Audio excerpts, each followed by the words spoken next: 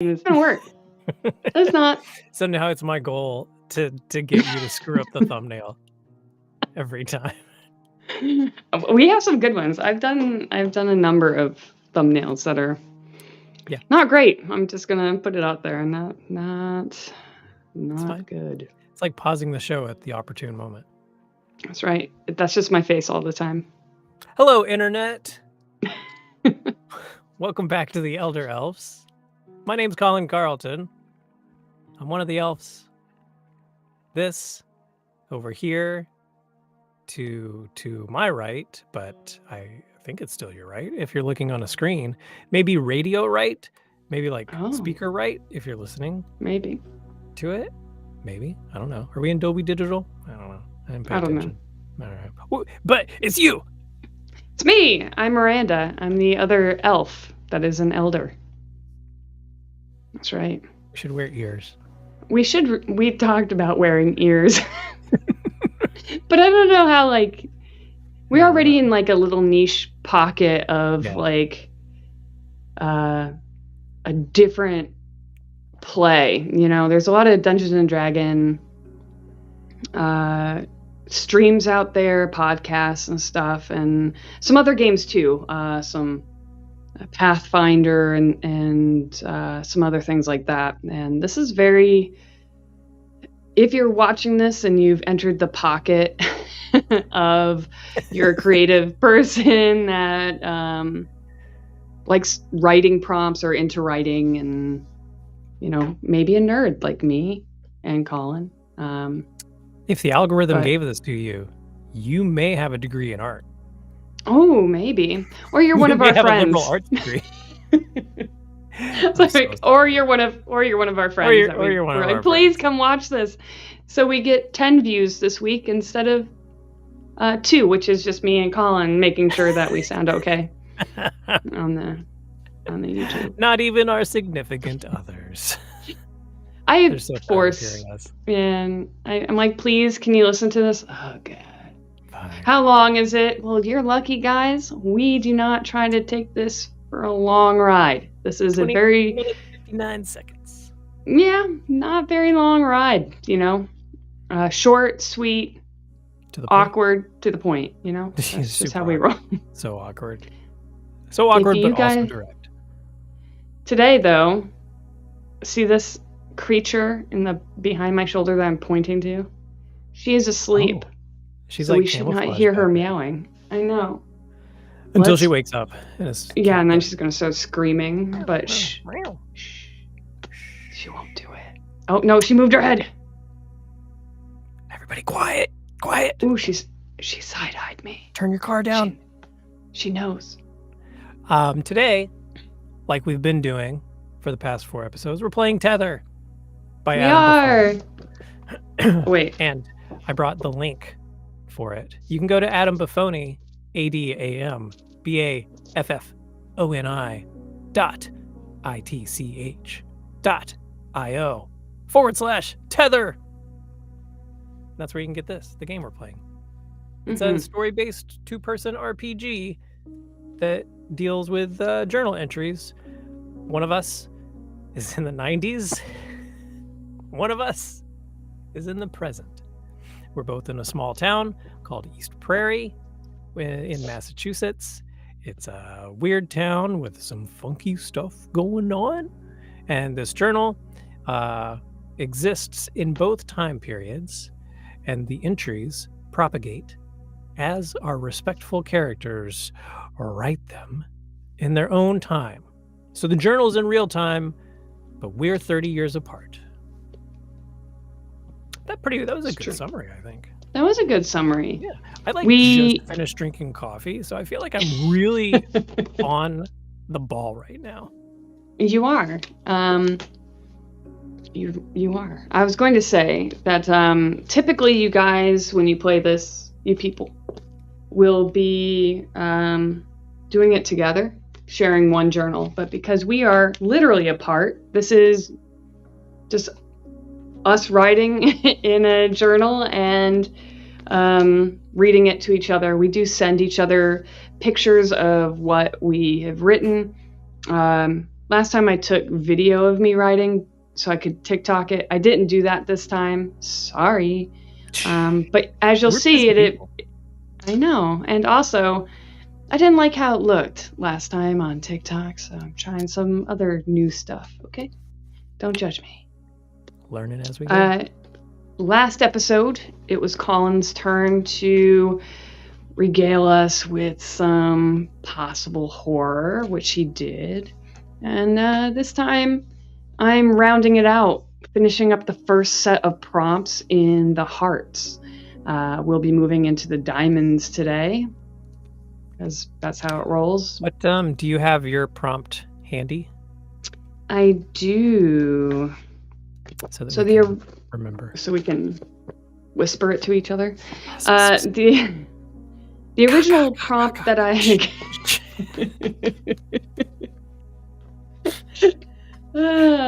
all right. So the prompt that I had last time was: you see the terror firsthand, or witness an event that you know was caused by it. What do you learn about the terror? Why are you more afraid after what you see? And so I am going to try. I don't know if I answered all those questions. It's okay. But we'll find out. Semi-slow burn. Yeah, I did write a little bit. About almost as much as I wrote last time. I think a little bit more, but... Perfect. All right. You ready? I'm so ready. I'll try not to bounce my setup. Like I wiggle a little. All right. Dear Jordan, it is 1993, and today is June 20th, 1993. It has been 9 days since I went to the library, and 2 days since Pulpit Hill. Intrigue. I know you don't want me to get into trouble, but we are in trouble. The journal said so, and I saw it. I went to the library to find out more about William Cutter and East Prairie. There weren't any books, but Mrs. Williams, the librarian, she has purple hair and may have helped you at the bridge.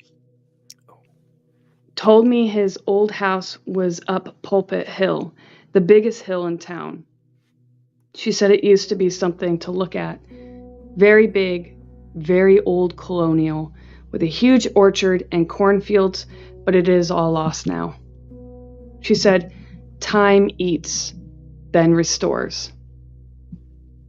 I rode my bike to his house. I thought there would be clues even if it was all gone away.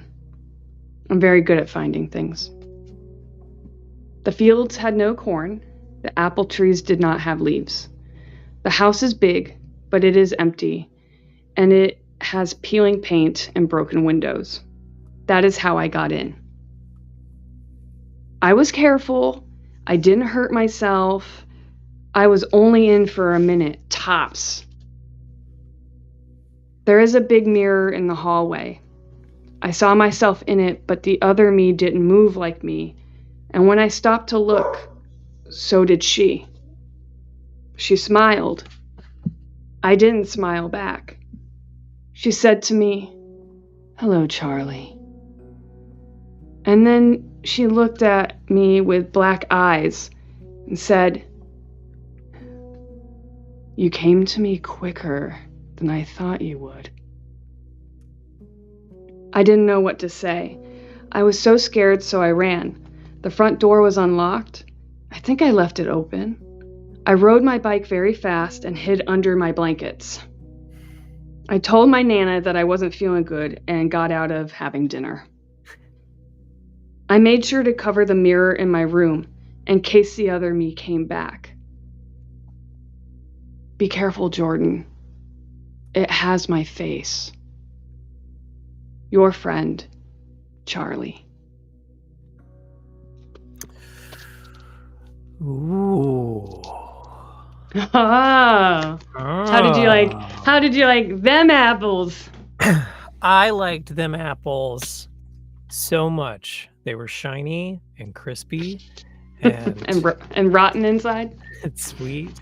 Yeah, rotten inside. That was a lot of fun.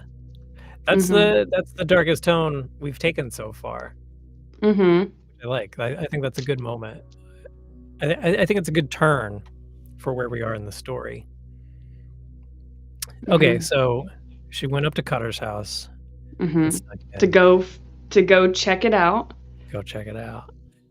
And it's empty. Have you ever? I think about the old colonial houses that are dilapidated, or those old farmhouses that are, and sometimes I'll drive by those kind of places and be like, I wonder what it looks like inside still.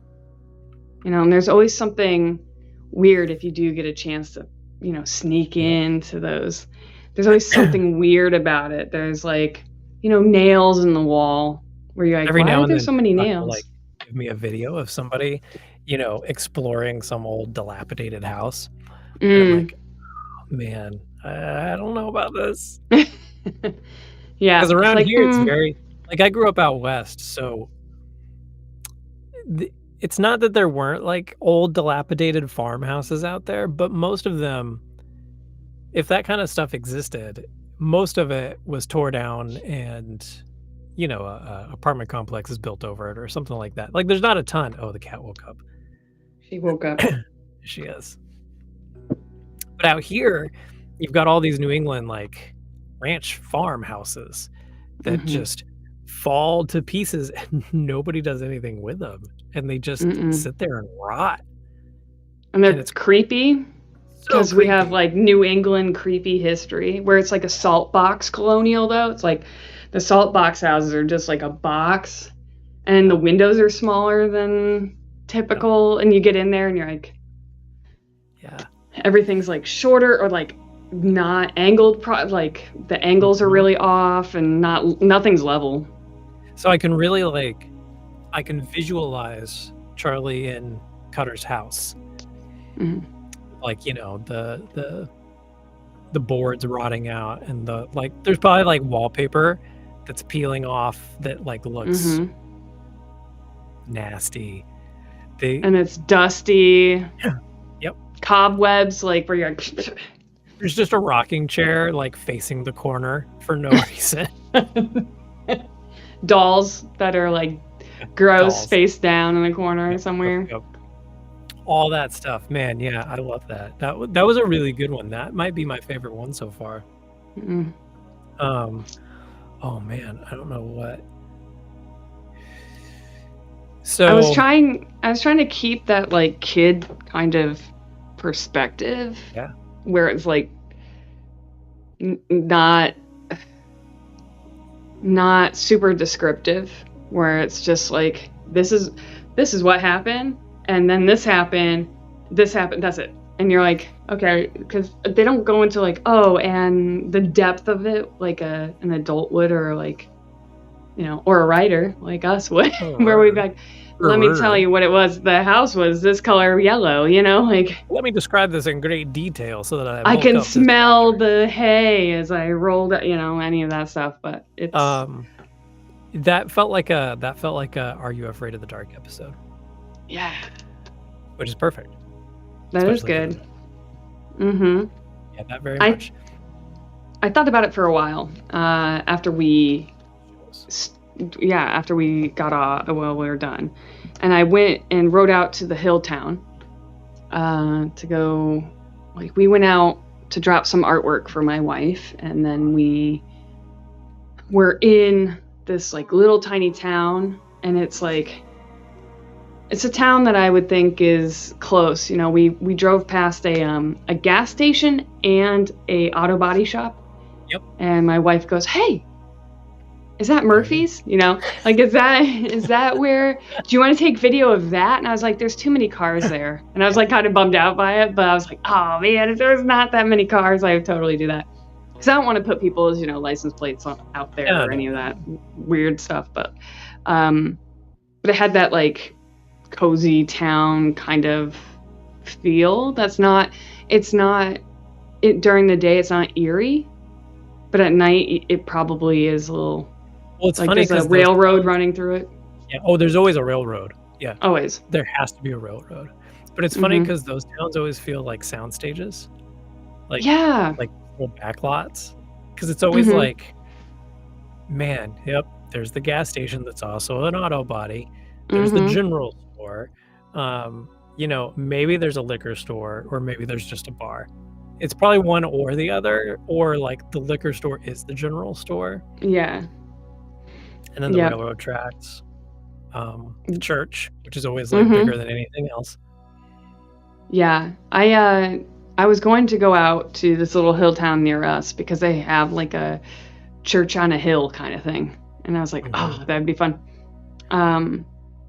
But we ended up I ended up kicking around, and I drove past a road called Pulpit Hill, and I was like, I'm gonna take that because I love that. I What a love great that name. name.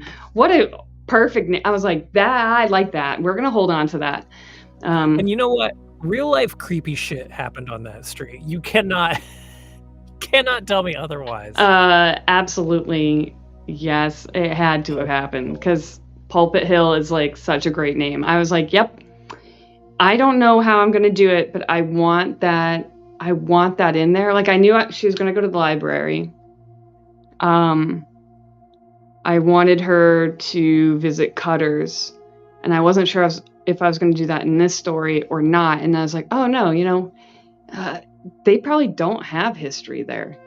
Yeah. And they probably don't have like a history book they might say, oh, do you want like this area? I don't have anything of like the history of the town, like just No. maps maybe, Yeah, because it's a small, like it's not a tourist attraction. Mm-mm. My cat woke up. She's going to start meowing. Of course she is, because we're doing a podcast. One thing, and I've thought about this before, but I was thinking about this today, and like your story really reaffirmed it for me. Part of what I really like about writing is like, okay, so you've got an idea in your head. You've got this visual. You've got like this little kind of movie playing, right? Mm-hmm. And that's very specific to you. You write it down on pen and paper or type it, whatever you do.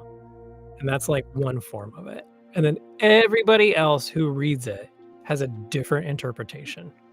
Mm-hmm. So everything you write is never the same. Like it's an infinite amount of stories because everybody has their own imagination around it. Everybody has a different version of, like, people who are listening to this probably have a different image of like what Charlie looks like and like what Jordan looks like and like what Pulpit Hill looks like now. And I just think that's so cool that you can have so many different interpretations around one thing. Whereas like if this was a movie or if we were making a TV show, there's one interpretation of that. You might have like different ideas about what message is in the story, but the visuals and the dialogue, that's locked. Like that's there. But when you're doing this, like it's just infinite possibilities. Because my idea of Charlie looking in that mirror is going to be very different than like what you had. And we'll never know the exact comparison. Like we could chit chat and talk about it, but it's never going to fully encompass what you have in your head and what I have in my head. And I just think that's so cool about writing and creative stuff in general. I think what I like so much about this particular avenue for our creativity is that we get to build these stories based off of these prompts that someone else has created, but we're working within or amongst these, like this layout, right? This outline. We know that it starts A and it finishes over here, and we know there's going to be a finish line. We don't know at all what it is. We're not reading ahead. We're not going through all the prompts or anything like that. We're just we're reacting to it as it happens. And I'm sure as a writer I'm doing it right now with my own book. Like you have an idea, okay, this is how the beginning is. It might be like a line, right? But we know how it starts. We know kind of how the middle is supposed to be, and the end, we know definitively what it is. Right. Maybe it depends on the process, but for me, like, I write the ending, I write the beginning, and I know that's what it's going to be, and I'm going to link them. Yep. And this, like, I have no idea. I know. And the only way we can link is just, it really is like a ballet, or it really is like one of those mediums, you know. We're consolidating our ideas into this thing, but it could go anywhere. It's like curveball to the max, you know. Well, and you really can't, like, when I'm writing my thing, I can't really be like, okay, this person is the terror, or this is the grown-up version of so-and-so. Like, I fed you that purple-haired person. I didn't know who it was. I just put her there as kind of either a red herring or an actual playable, important character. I have like I can take a guess as to what you would do with it, but you know. Yeah. And it's even better because, like, we're not talking outside of, like, we don't talk about this. Like, we go off and do it. This is our fight club, guys. We don't talk about this at all, which is, I think, for like other mediums of role play, there is conversation in the backdrop. Like, when they stop recording, there is some sort of conversation.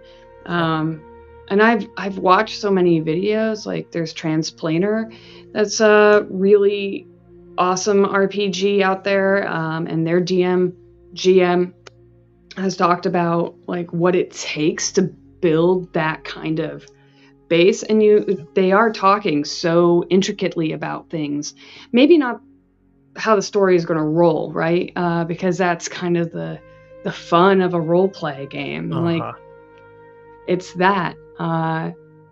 But when it comes to this, like, you don't have to talk to each other at all. Like, the game is meant for you guys to you guys can walk away from it and be like, I'll be back in an hour. Let's go do something else. Okay, let's get back into it if I want to. Or you can just improv it and just go for it, depending on how you feel.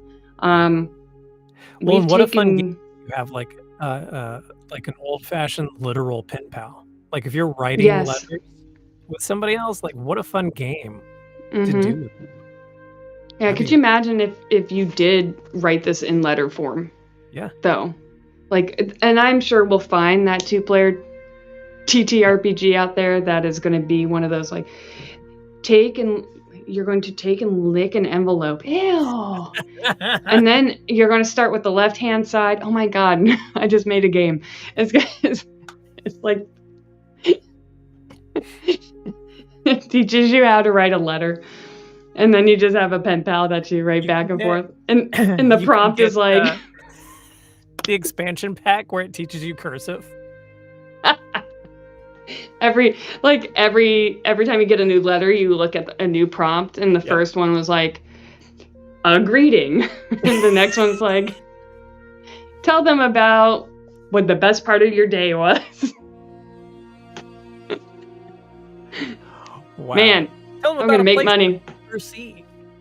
Hey, don't any of you guys get any ideas. This is going to be the best game ever. This was broadcast, so this is legally binding as a copyright. Okay, even though it's going to be called, it's patent pending. It's going to be called the Mailman Chronicles. MMC, nailed it. Okay, but no, I love this. I love this idea with this game. It makes me excited that once we get through this, and there's still, like, guys, it's 16, 17 entries, so we're only at 4. But it makes me excited about the future games that we're going to get into that are 2-player TTRPGs, that different genre, different, it makes me excited about going into these indie game developers and seeing what they have to offer, because I think that for so long, Dungeons and Dragons has been out there, Pathfinder, dominated, and there are some really amazing indie games that are beautiful and cool. I have if anybody one. Has any suggestions? Yeah, please kick it to us. If you are like, oh, will you guys do a 2-player romance one? Because they are out there. If you want to see me and Colin getting spicy with each other. Oh, yeah. Yeah. We'll bring in a romance writer for those guys. Don't worry. We'll introduce a romance writer and get them to role play with us. Because one day I'll have to tell you the story of the worst audition I ever went on as an actor. Oh. That'll solidify you never wanting to do a romance with me. The only romance that we could ever do is if, like, you were my ex-husband. Yeah. I really would have loved to play a character that we were exes and having to deal with, like, jobs, going on jobs. And especially if you, like, really mess up a job. Oh my God. And me being like, you just cost us money. Like, so much money.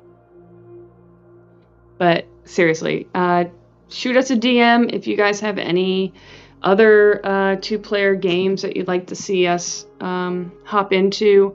I have single-player ones too that I'm gonna review at some point that I haven't gotten into. 1,000 Year Vampire is one of them. That's beautiful. The book is absolutely gorgeous. You can get PDFs for it. I have some other ones, but they're in the closet. So, actually, hold on, I'll grab one. Wait, no, we don't have time. Yes, we don't have time. Wait, hold on. We got 3 minutes. Hold on, I can do this. I can do this in 3 minutes. 3 minutes or less. 3 minutes or less. I'm like a pizza shop. That's 30 minutes. Oh, shit. I haven't ordered pizza in a long time. I can't have dairy. Okay. So at some point, I would like us to play. I'm sorry, did you say Street Magic? It's a city building story game, which is pretty cool. It has, you actually build a city with each other, and events happen, and it's like a whole thing. And then the other, oh, never mind. I got the wrong book. Oh, way to go. That one, blew your 3 we minutes. I know, I did. Damn it. Okay, we got. But this one is the most important. That one, I love that sound of that one. Yeah, this one is beautiful, and I think it'd be a lot of fun. You build a city together, but this is an eventual someday. This is right now. So let's do your prompt. You ready? Yes. Pull your card. Ooh, it's a diamonds. How come you keep pulling 4s? Did you shuffle? No, I did. Shuffled. All right. Here is Colin's prompt for the next time we see you guys. Are you ready? I'm ready. Oh, holy shit. Okay. Sorry. This is going to be great. This is so good. You experience an event that is almost exactly like the one that the other player has experienced during the game. High five! Oh my god. Okay, what are the specifics and why is this so strange or important? I'm really excited. I'm so excited to see what you do with that. Oh my god, that's so fun. I am going to spend so much time on this one. That's so... Okay, I take it back. I'm glad that you didn't shuffle. Yes. See? Perfect. I love it. Okay, you can join us live on Twitch and YouTube every Tuesday. And then on Wednesdays, we rebroadcast it. And then it's on podcast form. And it's on YouTube. My name's Colin Carlton. ColinCarlton.com. Colin Carlton. Theo on all the social medias. Miranda, talk about you. I'm Miranda. I'm also known as Obscure Abrasion on TikTok, on Insta, on PlayStation, on Xbox. We did it. I'm on things.